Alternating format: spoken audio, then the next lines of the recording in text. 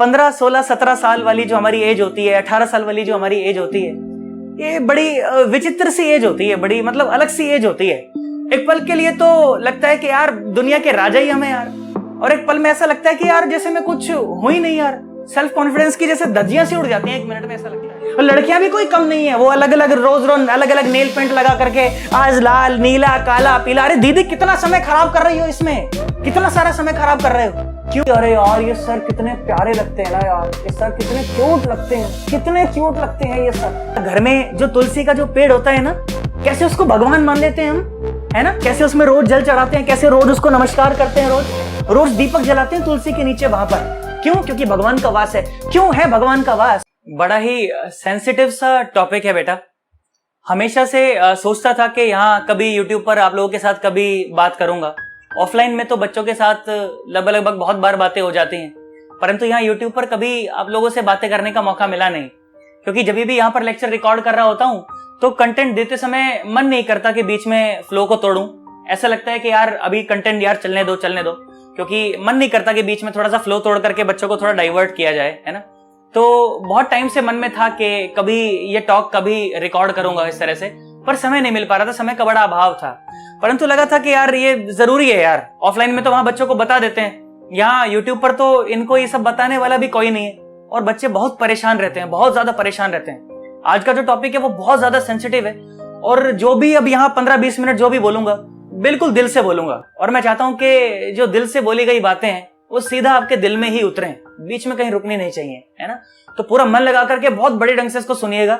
मैं तो चाहता हूं कि ईयरफोन लगा लीजिए, और ईयरफोन लगा करके फिर बहुत बड़े ढंग से प्यार से एकदम शांति से कहीं बैठ करके सुनिए, है ना? अगर कहीं शोर शराबे में है इस समय, या अगर ईयरफोन पास में नहीं है तो अवॉइड कीजिएगा सुनना, है ना? कहीं सुनेगा कि जब शांति में बैठ करके आपके पास जब 15-20 मिनट हो उस समय बिल्कुल प्यार से आराम से सुनिएगा, बहुत अच्छा लगेगा आपको, है ना? हो सकता है कि आज की वीडियो को देखने के बाद आप अपने जीवन में, अपने दिनचर्या में एक पॉजिटिव चेंज महसूस करें, और अगर मैं ऐसा कर पाया तो मैं समझूंगा कि ये मेरा वीडियो बनाना बिल्कुल सफल रहा। अगर एक बच्चा भी ऐसा कर पाया ना अपने जीवन में, तो मैं समझूंगा कि आज ये जो मैंने समय दिया ये सार्थक हो गया यार, बिल्कुल एकदम, है ना? तो बिल्कुल दिल से कही गई बातें हैं जो कि सीधे आपके दिल में उतरनी चाहिए, ठीक है बेटा? ये जो 15, 16, 17 साल वाली जो हमारी एज होती है, 18 साल वाली जो हमारी एज होती है, ये बड़ी विचित्र सी एज होती है, बड़ी मतलब अलग सी एज होती है। एक पल के लिए तो लगता है कि यार दुनिया के राजा ही हमें यार, और एक पल में ऐसा लगता है कि यार जैसे मैं कुछ हो ही नहीं यार। सेल्फ कॉन्फिडेंस की जैसे धज्जियां सी उड़ जाती हैं एक मिनट में, ऐसा लगता है। कुछ इंसिडेंट ऐसा हो गया कि एकदम से बिल्कुल ऊपर चलेगा, एकदम ऐसा, अरे यार मैं तो मतलब मैं ही हूं मतलब। और कुछ इंसिडेंट अचानक से ऐसा हुआ कि अचानक से सेल्फ कॉन्फिडेंस की धज्जियां उड़ गई, जैसे लगा कि यार मैं तो जैसे कुछ हो ही नहीं यार, है ना? बहुत अप्स एंड डाउन्स वाली एज होती है, जो होती है ना 15, 16, 17 साल वाली, 18 साल वाली, ऐसी एज होती है ना? और कोई हमारी तारीफ कर दे जरा छोटी सी, तो वो तारीफ हमारे मन में ऐसी रह जाती है कि 1 दिन तक, 2 दिन तक, 3 दिन तक दिमाग में सोच सोच करके बड़े खुश हो रहे होते हैं। और किसी ने जरा सा कुछ नेगेटिव क्या कह दिया कि दिमाग में वही बातें घूमे जा रही होती हैं। सेल्फ कॉन्फिडेंस बिल्कुल एकदम जीरो हो जाता है, बिल्कुल जीरो हो जाता है। लगता है कि यार मैं तो कुछ हो ही नहीं जैसे। तो ऐसी एज होती है ये, है ना? ऐसी एज होती है कि बन सवर के निकलने का बड़ा मन होता है बाहर, है ना? ऐसा लगता है कि यार सज धज के बाहर निकलूं, लोग मेरी तारीफें करें, अच्छा लगेगा मुझे, है ना?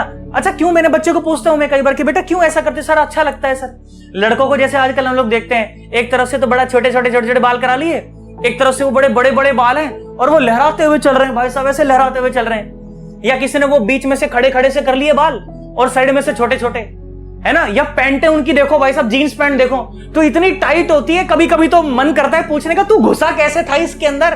टांगे कैसे घुसाई तूने? मुझे बता, इसमें विचित्र क्या साइंस लगाई तूने? इसमें घुसा कैसे तू? यकीन ही नहीं होता देख करके भाई साहब, ऐसे फैशन आ गए। वो एड़ियों से ऊपर तक की जीन्स पहनी हुई है। और लड़कियां भी कोई कम नहीं है, वो अलग अलग नेल पेंट लगा करके आज लाल नीला काला पीला। अरे दीदी कितना समय खराब कर रही हो इसमें, कितना सारा समय खराब कर रहे हो। क्यों? क्योंकि कोई आएगा हमारे मुंह पर बोलेगा, 2 झूठी तारीफें करेगा, हम खुश हो जाएंगे, हमारे मन में 2 दिन तक वही घूमता रहेगा। अरे झूठ बोलते हैं तुम लोग को यार, वो है ना पागल बना रहे तुमको, तुम पागल बन जाते हो, फंस जाते हो तुम लोगों की बातों में, है ना? किसी ने जरा थोड़ा सा क्या अच्छा बोला, बड़े चढ़ गए झाड़ के पेड़ के ऊपर, अरे बहुत अच्छा बहुत अच्छा। किसी ने जरा थोड़ा सा क्या नेगेटिव बोल दिया, अरे तू तो काला लग रहा है, अरे तेरा पेट कितना भारा है, तू कितना मोटा है रे, अरे तेरी हाइट कितनी छोटी है। सेल्फ कॉन्फिडेंस की धज्जियां उड़ जाती हैं, 2 दिन तक वही बातें दिमाग में घूम रही होती। तुम्हारे को जानबूझ के तुम्हारा स्टेट ऑफ माइंड खराब करने के लिए वो बातें करते हैं लोग, तुम्हारे को तुम्हारे लक्ष्य से भटकाने के लिए वो बातें की जाती हैं, तुम भटक जाते हो यार, है ना। ऑफलाइन में मैं बच्चों को बहुत बार समझाता हूँ ये बातें, है ना। यहाँ ऑनलाइन में तो कभी समझाने का मौका ही नहीं मिला। आज बोलूंगा भाई साहब, खुल करके बोलूंगा, एकदम बहुत बड़े ढंग से बोलूंगा, सुनना मेरी बातों को। बड़ा मतलब गंदा सा लगता है अंदर से कि ऐसा कैसे बोल दिया, क्या फर्क पड़ गया, अरे क्या हो गया, क्या हो गया, उससे क्या फर्क पड़ गया सर, मेरी तो सर पर्सनैलिटी ही खराब हो गई। अरे पर्सनैलिटी तेरे लुक्स से थोड़ी पर्सनैलिटी बनती है, ये जो तेरा लुक्स होता है तेरी पर्सनैलिटी का मात्र 2% हिस्सा होता है, 2% हिस्सा।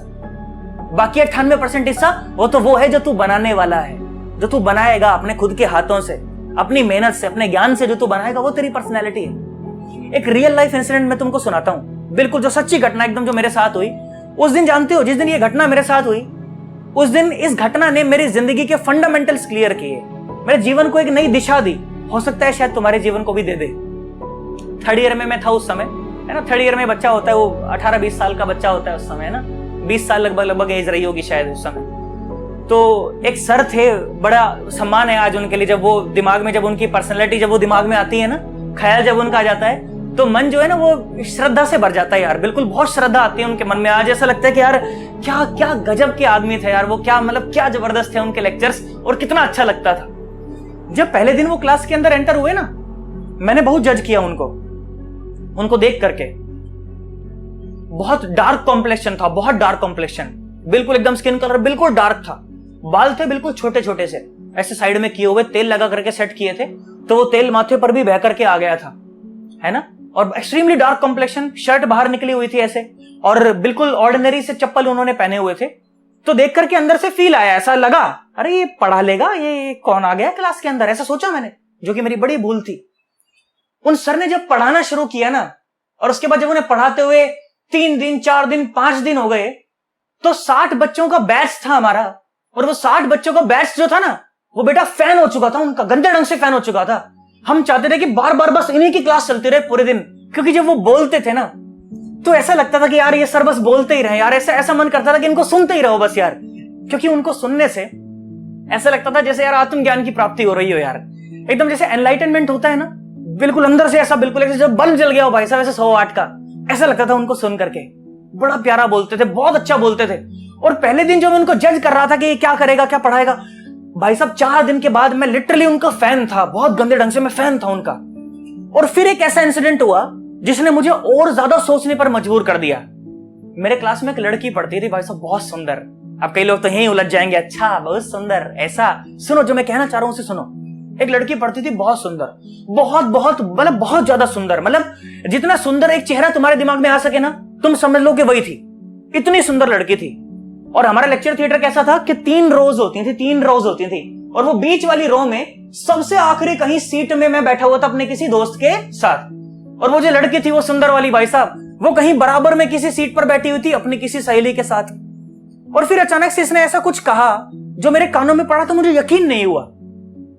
ये वो लड़की थी, इतनी सुंदर थी, इसके बोलने का लहजा क्या मतलब क्या जबरदस्त, एकदम मतलब गजब बोलती थी, बिल्कुल एकदम दुनिया का, मतलब तुम समझो उस कॉलेज का, उस कैंपस का भाई साहब, हर एक लड़का इससे बात करने के लिए मतलब कि 2 मिनट मुझसे बात कर ले बस तरस रहा होता था। और इसने कुछ ऐसी बात कह दी जो मेरे कानों में जब पड़ी ना, तो मेरे को तो यकीन ही नहीं हुआ, मेरे को यकीन ही नहीं हुआ ये क्या कह रही है। ऐसे बैठी हुई थी और सर सामने पढ़ा रहे थे, और देख करके सर को बोलती, अरे यार ये सर कितने प्यारे लगते हैं ना यार, ये सर कितने क्यूट लगते हैं, कितने क्यूट लगते हैं ये सर। मैं साइड में बैठा, मैंने कहा दीदी अरे क्या कह रहे हो आप, अपने आप को देखो, उनको देखो, आप क्या कह रहे हो। और 2-3 मिनट तक लगातार ये बोलती रही और तारीफें करती रही। मैं तो बराबर में बैठा था ना उधर, मेरे कानों में लगातार पड़ रही थी वो तारीफें। मुझे लगा यार ये क्या कह रही है। परंतु जो उसने बोला उस क्लास के दौरान, उसके बाद जब घर जाकर के मैंने उसे सोचा ना, तो सही मायने में मैं सोचने पर मजबूर हो गया यार। उन सर का जो ज्ञान था, उनका जो बोलने का जो तरीका था, वो जो यहां समेटे हुए थे ना, जो उन चीजों को, जो जिस ज्ञान को, जब वो मुंह से बाहर निकलता था ना, तो उस ज्ञान ने उन्हें प्यारा बना दिया था, उस ज्ञान ने उन्हें क्यूट बना दिया था। ये वो लड़की जिसके पीछे पूरा कैंपस पागल है, ये बोल रही है कि सर कितने क्यूट लगते हैं, क्यों क्यों क्यों। अरे सर का जो ज्ञान था ना उनका, उसने क्यूट बना दिया था उन्हें। उस दिन सोचने पर बड़ा मजबूर हो गया कि वाकई में आपका जो लुक होता है ना, वो कोई मैटर नहीं करता, कोई फर्क नहीं पड़ता इस बात से आप काले हो, आप गोरे हो, आप मोटे हो, आप पतले हो, आपकी हाइट बहुत कम रह गई, आप बहुत लंबे हो गए हो, जरूरत से ज्यादा लंबे हो गए हो, भाई साहब कोई फर्क नहीं पड़ता। ये आपकी पर्सनैलिटी का सिर्फ 2% हिस्सा है, और बाकी का 98% हिस्सा वो है जो तू बनाने वाला है, जैसा कि मैं अभी बोला था। और वो कौन बनाएगा, कैसे बनाओगे भाई साहब? जब किताबों में डूब जाओगे ना, तो वो 98% हिस्सा वो जो आपकी पर्सनैलिटी का है वो आप बना पाओगे। कौन बनाएगा? आपका ज्ञान बनाएगा उसे। आपके बोलने का तरीका, आपके खुद को कैरी करने का तरीका, आपकी स्किल्स, वो बनाएंगे आपका ज्ञान। और वो ज्ञान क्या बनाएगा? वो ज्ञान बनाएगा आपकी पर्सनैलिटी। आई होप आपको मेरी बातें समझ आ रही होंगी। बेटा, घर में जो तुलसी का जो पेड़ होता है ना, कैसे उसको भगवान मान लेते हैं हम, है ना? कैसे उसमें रोज जल चढ़ाते हैं, कैसे रोज उसको नमस्कार करते हैं, रोज करते हैं कि नहीं करते? और जब सर्दियां आ जाती हैं तो रुई के बड़े बड़े वो बना करके कैसे उस पेड़ के ऊपर लगा दिए जाते हैं कि कहीं इस पेड़ को सर्दी ना लग जाए। कैसे भगवान मान करके उनकी पूजा करते हैं, रोज दीपक जलाते हैं तुलसी के नीचे वहां पर। क्यों? क्योंकि भगवान का वास है। क्यों है भगवान का वास? क्योंकि गुण है उस पेड़ के अंदर, उस पौधे के अंदर गुण है, ऐसे गुण कि उसकी पत्तियां जो है वो कैंसर तक के रोगों का इलाज कर देती है। तो सर ऐसे श्रद्धा से झुक जाता है। और वहीं पर अगर घर में कोई घास फूस अगर उगा है, कोई कैक्टस का पेड़ उगा है, तो कैसे बेरहमी से आप उसे निकाल देते हो? क्या ऐसे निकाल देते हो बिल्कुल एकदम? क्यों? उससे वो लगाव क्यों नहीं है? उससे वो प्रेम क्यों नहीं? उसके प्रति वो श्रद्धा क्यों नहीं है? क्योंकि वो गुण विहीन पेड़ है, गुण विहीन पौधा है वो, है ना? तो दुनिया में जो कदर होती है ना बेटा, वो सिर्फ आपके गुणों की होती है। इसके अलावा किसी चीज की दुनिया में कोई कदर नहीं है। आपकी गुण की और आपके ज्ञान की कदर है। वही आपकी पर्सनैलिटी बनाते हैं। आपका रंग, आपकी बॉडी स्ट्रक्चर, आपकी बॉडी शेप, ये आपकी पर्सनैलिटी को नहीं बनाते हैं, बिल्कुल भी नहीं बनाते हैं। आई होप मेरी बात समझ आ रही होगी। स्वामी विवेकानंद जब गए अमेरिका में, तो लोगों ने बड़ा उनके पहनावे को देख करके बड़ा उनका मजाक उड़ाया कि अरे ये कैसे लोग हैं, इनके पास तो सिले हुए कपड़े भी नहीं है। महात्मा आदमी थे ना, कपड़े बस लपेट करके पहनते थे, भगवा बस लपेट करके पहनते थे। तो बड़ा उनका मजाक उड़ाया गया कि कैसे हैं यहाँ पर ये लोग कि इनको तो सिला हुआ कपड़ा भी नहीं मिलता। तो स्वामी विवेकानंद के मुंह से जो बात निकली, वो बात अब तक पहुंचाना चाहता हूं मैं कि आपके यहाँ पर पर्सनैलिटी, इंग्लैंड में, अमेरिका में, बोले आपके यहाँ पर जो पर्सनैलिटी है वो आपका टेलर बनाता है। हमारे यहाँ पर जो पर्सनैलिटी हमारा कैरेक्टर बनाता है, हमारा चरित्र बनाता है, हमारा ज्ञान बनाता है, हमारी पर्सनैलिटी। बहुत गहरी बात है ये, है ना?